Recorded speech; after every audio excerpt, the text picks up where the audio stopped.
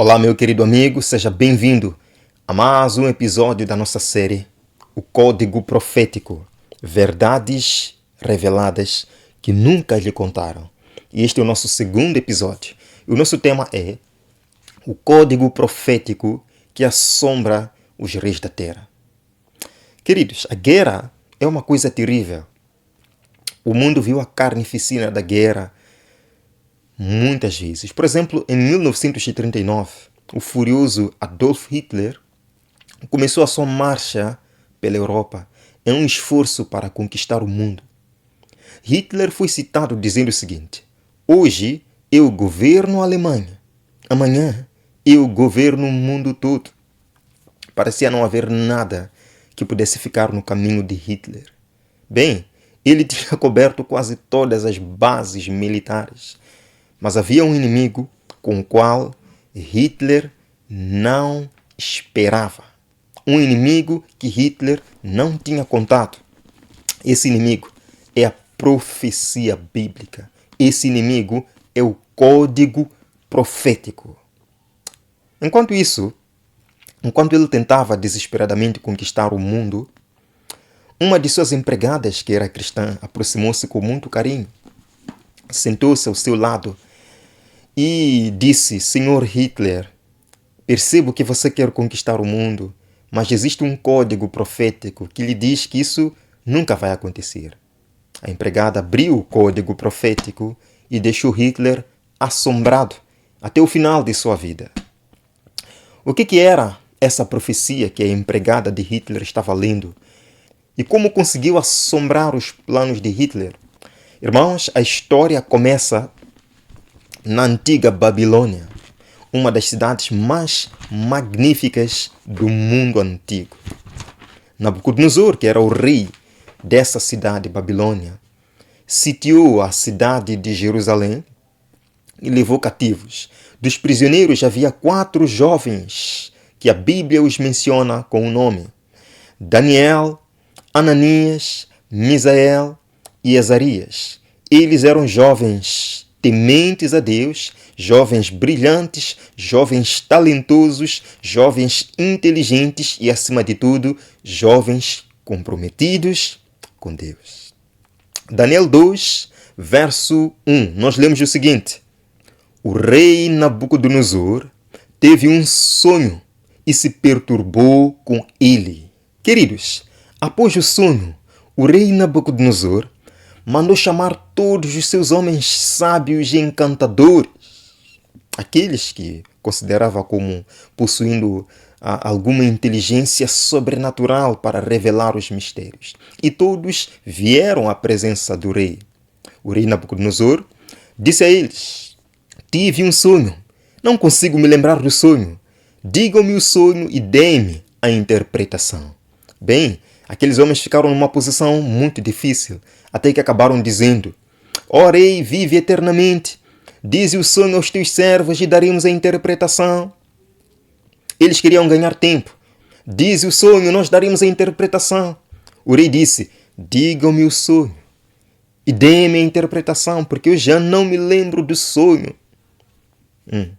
Os sábios não conseguiram dizer o sonho, até que eles acabaram confessando.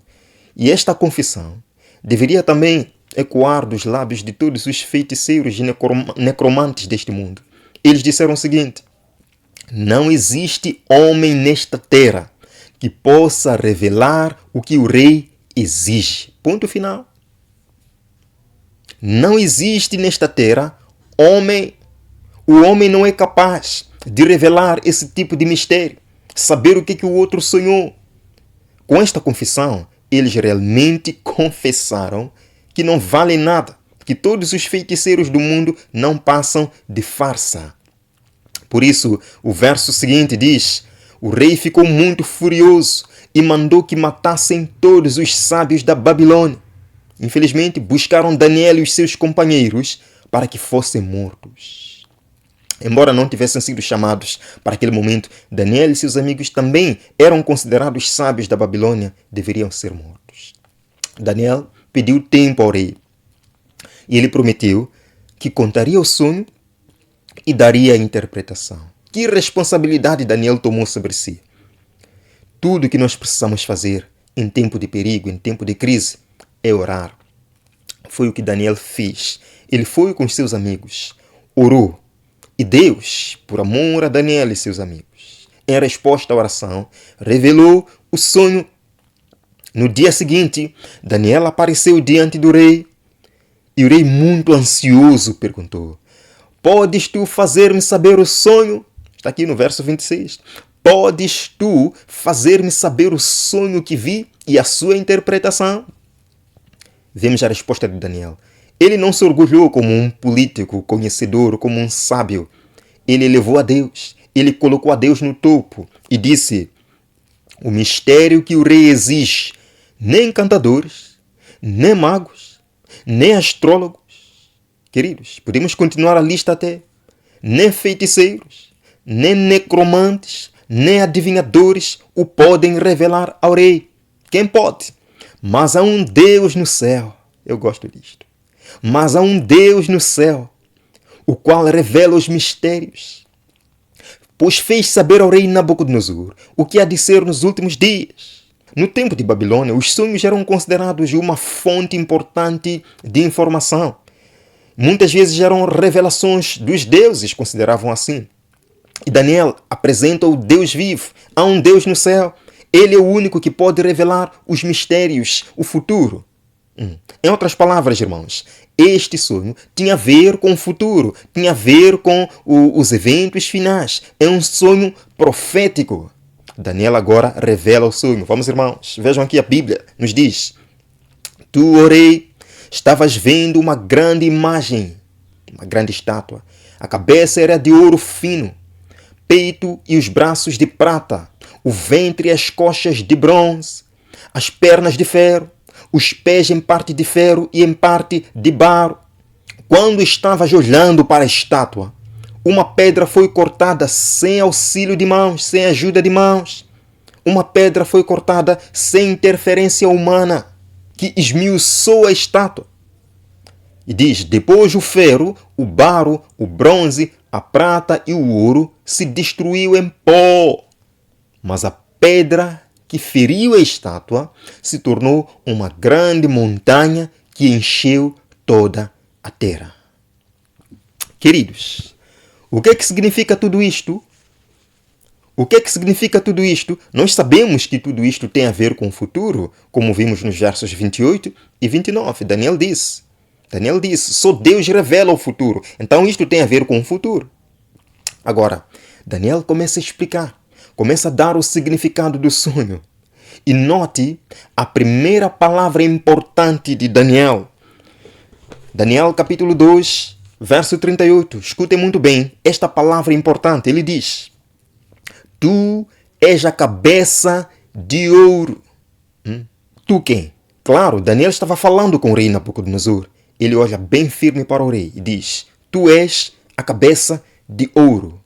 Queridos, em outras palavras, as partes que compunham aquela estátua representavam reinos, nações, potências que se sucederiam no futuro até a pedra que destruiria a estátua. O reino de Babilônia é a cabeça de ouro. O que encontramos nesta profecia é que Deus prediz diferentes reinos mundiais da história. Nota o que o profeta diz aqui? Depois se levantará outro reino inferior ao teu, no verso 39. Se levantará outro reino. Que reino é esse que se levantou depois de Babilônia? E o que aconteceu quando o rei ouviu essa interpretação? O rei não ficou nada feliz. Ele não ficou nada contente e quis desafiar essa profecia. No capítulo 3 de Daniel, o rei mandou construir uma estátua enorme, semelhante àquela que havia sonhado. Mas já algo estranho e diferente existia na estátua que ele construiu. Toda ela era de ouro, para dizer o quê? O meu reino não é só a cabeça. O meu reino vai até. O meu reino é eterno. Queridos, mas quando Deus profetiza, ninguém pode se opor a ele. Tudo terá de acontecer conforme a vontade de Deus. A profecia de Babilônia já tinha sido dada, proferida, há alguns anos atrás, pelo profeta Jeremias, em Jeremias capítulo 3. De fato, se você for hoje para a Babilônia, lá no Iraque, você encontrará assim como Deus havia profetizado, através de Jeremias: ruína. Babilônia nunca mais seria construída. Alguns dizem que a Bíblia é um bom livro de histórias morais. Queridos, a Bíblia é mais do que um bom livro de histórias morais. A Bíblia é a palavra de Deus. A profecia bíblica é o mistério de Deus. Só Deus poderia anunciar com antecedência os eventos mundiais. Só Deus poderia anunciar com antecedência que a Babilônia seria destruída e nunca mais seria reconstruída. Sim, foi destruída pelos medos e persas no ano 539 a.C., em meio ao grande banquete que o rei Belsazar, um dos netos de Nabucodonosor, estava dando no palácio real. E a Medo-Pérsia dominou o mundo, desde 539, quando abateu a Babilônia, até 331 a.C. Irmãos, em Isaías, capítulo 46, gosto muito desses versos. Capítulo 46, versos 9 e 10, Deus diz: eu sou Deus e não existe outro. Desde o princípio anuncio as coisas que vão acontecer, e desde a antiguidade as coisas que ainda não sucederam. Aleluia. Deus é Deus. Deus conhece o fim desde o princípio. E a profecia bíblica prova que Deus é real. Veja agora, Daniel continua com a interpretação do sonho. Daniel 2, verso 39. E o terceiro reino de bronze, o qual terá domínio sobre toda a terra. Queridos, qual é esse império a seguir? Qual é esse reino a seguir? Grécia, que dominou o mundo de 331 a 168 a.C. O jovem Alexandre o Grande derrotou Dario III na Batalha de Arbela, em 331 a.C. E antes de completar 30 anos, ele já havia conquistado quase todo o mundo conhecido. Chegou até as praias da Índia. E ele chorou, vendo o mar. Não tinha mais nada para conquistar. Queridos, essa será a condição deste mundo. E você estará vazio se não aceitar Jesus como Salvador pessoal. Não aceitar a salvação que Cristo oferece. Tristemente, Alexandre o Grande conseguiu conquistar o mundo, sim, mas não conseguiu conquistar a si mesmo. Morreu de álcool numa festa aos 33 anos de idade. Daniel continua a interpretação do sonho. Vejam aqui. E o quarto reino será forte como ferro. Qual seria esse quarto reino a seguir, forte como ferro? Roma, que dominou o mundo de 168, quando abateu os gregos, até 476 depois de Cristo. Vejam bem, 168 a.C. até 476 depois de Cristo. E seria outro império mundial. Roma, de fato, foi o império mais cruel, governado com braço de ferro. Os Césares eram chamados deuses e eles exigiam adoração de si mesmos e obediência de todos os homens. Mas quem conquistou Roma? Quem conquistou Roma? Não, ninguém conquistou Roma.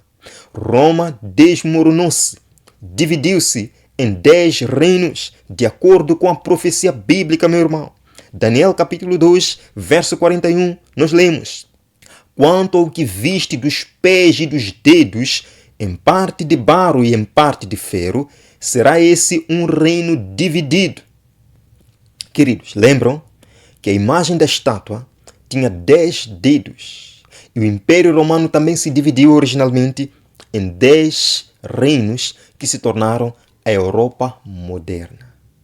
Os alamães, que fundaram a Alemanha, os burgundos, a Suíça, os francos, que formaram a França, os lombardos, os saxões, os suevos, os visigodos, os ostrogodos. A atual Europa se desenvolveu a partir dessas tribos de Roma dividida. Algumas partes da Europa são fortes, alguns reinos são fortes, outros são fracos. Sim, ferro e barro, mistura de ferro e barro. Vamos continuar. Verso 43. quanto ao que viste de ferro misturado com barro, não se ligarão um ao outro, assim como o ferro não se mistura com o barro. Aqui está o código que assombrou Hitler, que deixou Hitler apavorado, que ele não conseguia entender. Como é que um livro desses pode me travar? Queridos, desde 476, com a queda do Império Romano, houve sempre pessoas que tentaram unir Roma, mas não tiveram sucesso. Napoleão Bonaparte, o próprio Adolf Hitler e vários outros. A União Europeia está tentando sim unir a Europa, mas eu e você sabemos que eles não estão conseguindo. Se olharmos agora para essa questão do Brexit, sim, o Reino Unido saiu. Eles não estão conseguindo se unir. Por quê? Porque Deus disse que nunca mais se ligarão uns aos outros, assim como o ferro não se mistura com o barro. Está isto claro, irmão? Está isto claro? Revendo. Babilônia, Medo-Pérsia, Grécia, Roma e Europa dividida. O que falta agora para se cumprir a profecia de Daniel capítulo 2? O que falta para se cumprir? A última, o pedacinho da profecia. E entenda que nós estamos agora neste momento de suspense. Falta pedra. Nós vivemos nos pés da estátua da Europa dividida. Falta pedra. Lemos aqui, irmãos, nos dias destes reis, sim, o Deus do céu estabelecerá um reino que não será jamais destruído. Permanecerá para sempre. Meus irmãos, isto com certeza é para os dias em que nós estamos, meu amigo.